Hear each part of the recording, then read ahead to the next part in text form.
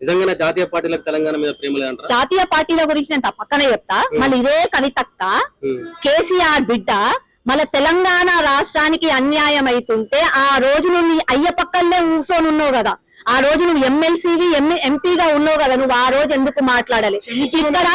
ఇక్కడ ఉన్న తెలంగాణ ప్రజలు డబ్బులు ఎవరయ్యా జాగిరని చెప్పి కేసీఆర్ తీసుకుపోయి పంజాబ్ ఇచ్చిండు చెక్కులు. ఒడ్ల కొనుగోలు అంశము చాలా తీవ్ర పరిణామంగా మారి తెలంగాణ రాష్ట్రం బహిరంగ సభల మీద రేవంత్ రెడ్డి పొలిమేర దాటనే నిన్ను నా సంగతి ఎందుకు చూపిస్తే ఏదో తమాషా ఇస్తున్నావు వార్నింగ్ ఇచ్చాడు. కిషన్ రెడ్డి కూడా నన్ను పొలిమేర దాటకుండా అడ్డుకునే వాళ్ళు ఇంతవరకు పుట్టలేదని ఈ సవాళ్ళు నేను ఎట్లా చూడాలి? చూడండి, first of all Revanth Reddy గారు సవాళ్ళు ప్రతి సవాళ్ళు పక్కన పెట్టి నువ్వు రాజకీయాలలోకి వచ్చింది ప్రజల సంక్షేమం కోసం. ఓట్లు అడిగే ముందు ఏమన్నారు?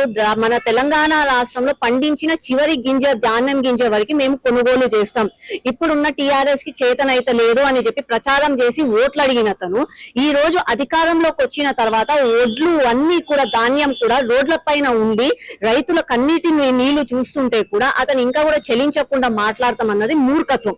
నిజంగా కూడా దమ్ము ధైర్యం ఉంటే ఈ రోజు రైతుల దగ్గరికి పోయి అదే మాట మాట్లాడమను, ఎవరో పక్కన పార్టీ నుంచి కాకుండా రైతుల దగ్గరికి పోయి ఆ సవాల్ చేయమను, రైతులే సమాధానం చెప్తారు, ప్రజలే సమాధానం చెప్తారు.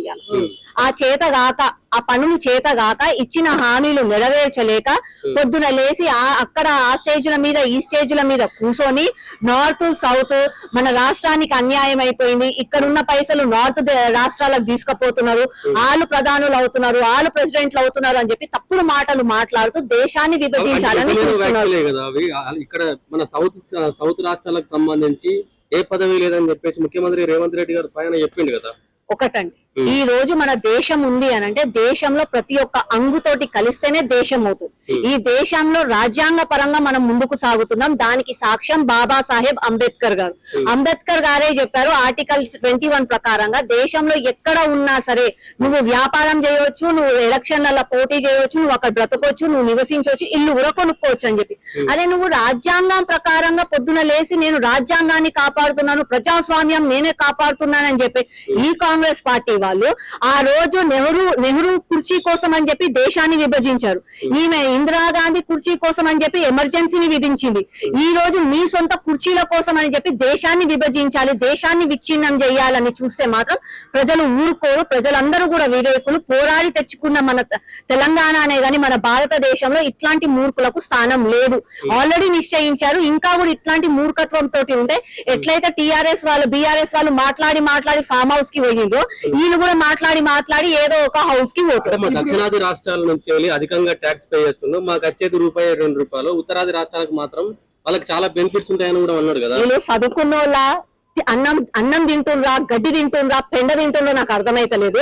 మళ్ళీ ఇదే మాట నేను హైదరాబాద్ లో పుట్టి పెరిగిన బిడ్డగా నేను నా రంగారెడ్డి జిల్లా నుంచి మొత్తం ట్యాక్సులు కడుతున్నా, నా ట్యాక్సులు తీసుకుపోయి నువ్వు ఓల్డ్ సిటీలో ఎందుకు ఖర్చు పెడుతున్నావు, నా ట్యాక్సులు తీసుకుపోయి మీ అన్నదమ్ములైనా ఓఐసీ చేతిలో ఎందుకు పెడుతున్నావు అని చెప్పి నేను ఇవాళ అడుగుతా. రాజ్యం బాగుపడతారా? బాగుపడదు. అరే రాజ్యం అన్నప్పుడు రాజ్యాంగబద్ధంగా నడవాలి.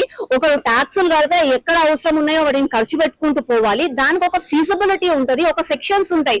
నీకు అది కూడా తెలియకుండా నువ్వు మూర్ఖంగా మాట్లాడుతున్నావు అంటే ఈ రోజు హైదరాబాద్ లో మనం ఉన్న రంగారెడ్డి జిల్లాలో ఉన్న ప్రతి ఒక్కరం కూడా అరే నా ట్యాక్స్ నాకే కావాలి, నా రూపాయి నాకే ఖర్చు పెట్టాలంటే ఇవాళ నిజామాబాద్ ఎట్లా బాగుపడుతుంది, ఆదిలాబాద్ ఎట్లా బాగుపడుతుంది, వరంగల్ ఎట్లా బాగుపడుతుంది? అట్లానే తెలంగాణ రాష్ట్రం కూడా దేశంలో ఒక భాగం మాత్రమే, దేశం కాదు, దేశంలో ఒక భాగం. తెలంగాణ బిడ్డగా నువ్వు దేశాన్ని నడిపించాల్సిన అవసరం బాధ్యత నీది కూడా. అదే తీసుకెళ్ళాలి. అంతేగాది డబ్బులు ఇచ్చినోడికే ఓటు హక్కు ఉండాలి, డబ్బులు ఇచ్చుకున్నోడికి సీట్లు ఎక్కువ ఉండాలి అంటే ఈ రోజు దేశం మొత్తంలో గొప్ప వాళ్ళు అంబానీలు అదానీలు అట్లాంటిది వాళ్ళే ఓట్లు వేసుకుంటూ పోతే మనం ఏం చేస్తాం? ఆ మూర్ఖపు మాటలు మాట్లాడడం మానేయాలి. ఇప్పటికైనా హిట్లర్ గిరిని పక్కకు పెట్టి దేశాన్ని విభజించడం ఆపేయాలి. ఇప్పుడు కిషన్ రెడ్డి ఇద్దరం పోయి నిధులు తీసుకొద్దాం, పోయి మాట్లాడదాం అంటే రాడంట. అదే బహిరంగ సభలో చెప్తున్నాడు. నేను పోయి వచ్చినాక మళ్ళీ ఒక వారం పోయి కలిసి వస్తాడు. ఎందుకు? రేవంత్ రెడ్డికి పేరు వస్తుంది, మళ్ళీ కాంగ్రెస్ వస్తుంది, అందుకే ఈ యుద్ధం చెప్తాడు అని ఆయన చెప్తా ఉన్నాడు. ఒక చిన్న ఎగ్జాంపుల్ అండి, నేను ఒక పార్టీ కార్యకర్తగా కాకుండా మీకు ఒక తెలంగాణ బిడ్డగా చెప్తున్నాను. ఈ రోజు ఆయుష్మాన్ భారత్ అని చెప్పి దేశవ్యాప్తంగా కూడా ప్రతి ఒక్కరికి నిరుపేద వాళ్ళకి ఎవరైనా పోతే వాళ్ళకి హెల్త్ ఇన్సూరెన్స్ కార్డులు ఇస్తున్నారు.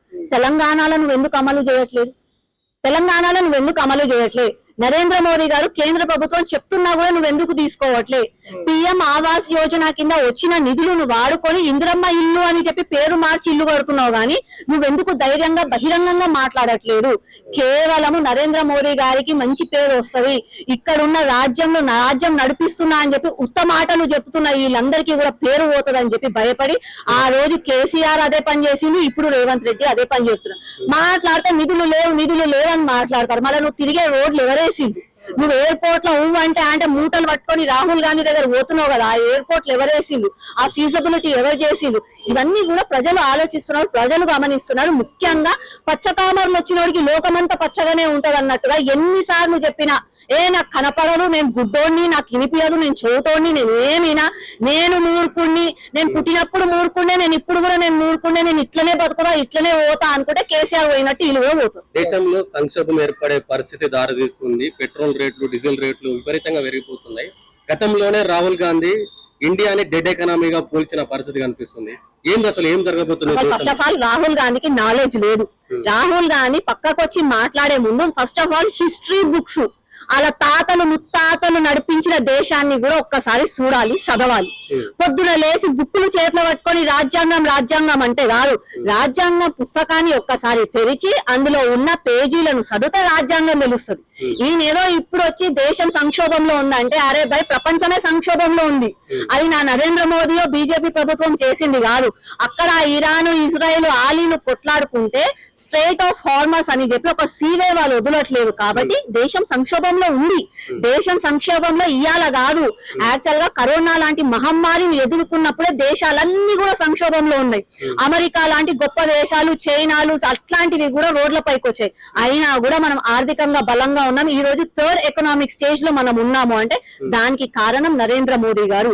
ఈ రోజు దేశం సంక్షోభంలో ఉంది అని అంటే దానికి కారణం అక్కడ జరుగుతున్న యుద్ధం.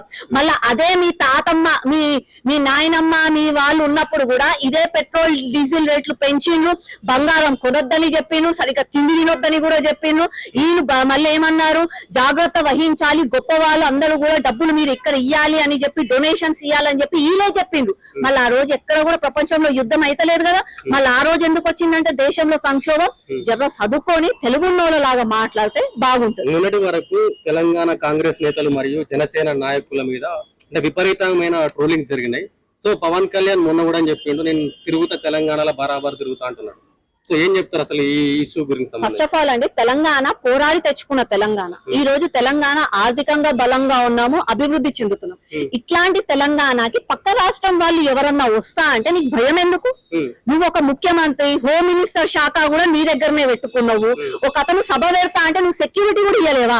అంత చేతగాని తనంలో మనం తప్పేముంది? తెలంగాణ ఏర్పడితే 11 రోజులు అన్నం నిల్లే అని చెప్పేసి చూడండి, నేను ఒక చిన్న ఎగ్జాంపుల్ చెప్తా. ఇద్దరు అన్నదమ్ముళ్ళు కలిసి ఉన్నారు. తమ్ముడు నేను వెళ్ళిపో, ఇంట్లోకి వెళ్ళిపో, మూటా ముళ్ళ చదువుకొని వెళ్ళిపో అని చెప్పి ఒక భగవానం మీద పడేసి అలా పంపించేసినాం అనుకోండి. అదే ఇన్ని రోజులు ప్రేమగా ఉన్నా నాకు ఎందుకు అయింది? అదే అయిన వ్యక్తిత్వం అది. ఆయన వ్యక్తిత్వంగా మాట్లాడిన విషయాన్ని తెలంగాణ బిడ్డలకి తెలంగాణ అస్తిత్వం అని చెప్పి ప్రెస్ మీటులు ఎందుకు పెడుతున్నారు? ఎందుకు మాట్లాడుతున్నారు? రాజకీయం వేరు, తెలంగాణ అస్తిత్వం వేరు. రాజకీయాన్ని తెలంగాణ ప్రజలతోటి కలపడం తప్పు. కవితమ్మని ఏదో అంటే తెలంగాణ ఆడబిడ్డలకు ఏమో అయ్యింది, తప్పది. ఫస్ట్ ఆఫ్ ఆల్ నీకు రాజకీయ బలం ఎక్కడ, నీ రాజకీయ అస్తిత్వం కోల్పోతున్నావు అని చెప్పి రాజకీయంగా నీకేం చేయాలో చేతగాక డైవర్షన్ పాలిటిక్స్ చేయడానికి ఇవన్నీ చేస్తున్నారు. కానీ నిజంగా కూడా తెలంగాణ ప్రజల మీద అంత ప్రేమ ఉంది కదా ఈ కాంగ్రెస్ నాయకులు. మొన్న ప్రెస్ మీట్ పెట్టిన వాళ్ళందరికీ మళ్ళీ మహిళలకు 2500 ఇవ్వండి, అమ్మాయిలు కాలేజీ పోతున్న స్కూటీలు ఇవ్వండి, తులం బంగారం ఇవ్వండి, రైతులకు రుణమాఫీ చేయండి, ఒడ్లు కొనుగోలు చేయండి, ఇస్తా అన్న పెన్షన్ ఇవ్వండి, అప్పుడు నమ్ముతాం.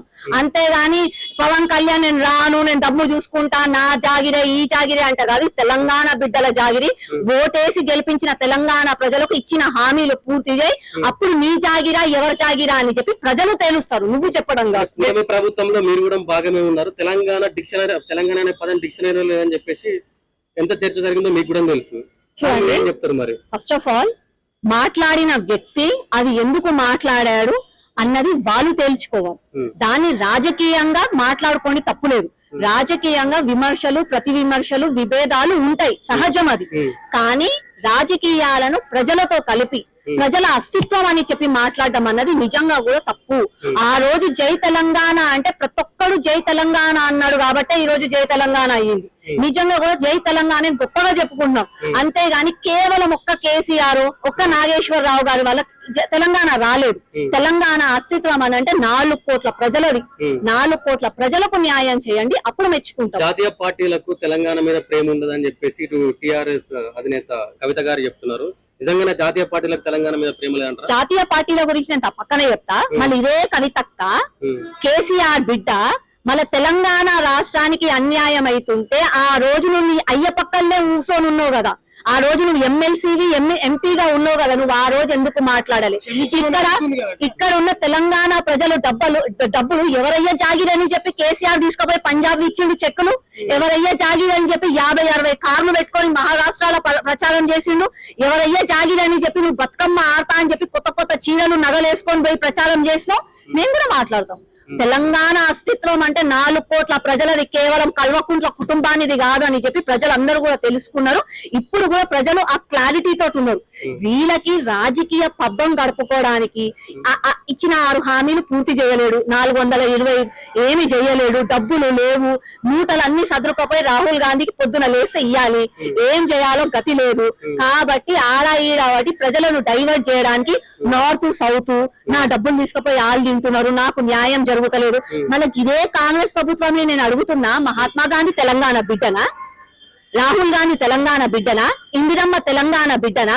మళ్ళీ నువ్వు తెలంగాణని ఇందిరమ్మ రాజ్యం చేస్తానని ఎందుకు చెప్పినావు? చాకలి ఐలమ్మ రాజ్యం చేస్తానని చెప్పేది ఉండే. అది నా తెలంగాణ అస్తిత్వం. ఆ రోజు ఈ ప్రెస్ మీట్లు పెట్టిన వాళ్ళకి ఎవరికి గుర్తుకు రాలేదా?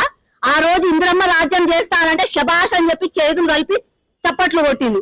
ఇవాళ ఎందుకు మాట్లాడుతున్నారు? మళ్ళీ ఆ రోజు కూడా మాట్లాడేది ఉండే. ఈ డబుల్ స్టాండర్డ్స్ మార్చుకోండి. ఇప్పటికైనా మీరు రాజకీయాలలోకి వచ్చింది, మీరు మైకులు పట్టుకొని మాట్లాడేది ప్రజలకి న్యాయం చేయడానికి అని గుర్తుపెట్టుకోండి. మీకు ఎంప్లాయ్మెంట్ లేదు కాబట్టి మీకు డబ్బుల కోసం చేస్తానంటే మాత్రం ప్రజలు మిమ్మల్ని ఎప్పుడు కూడా క్షమించరు.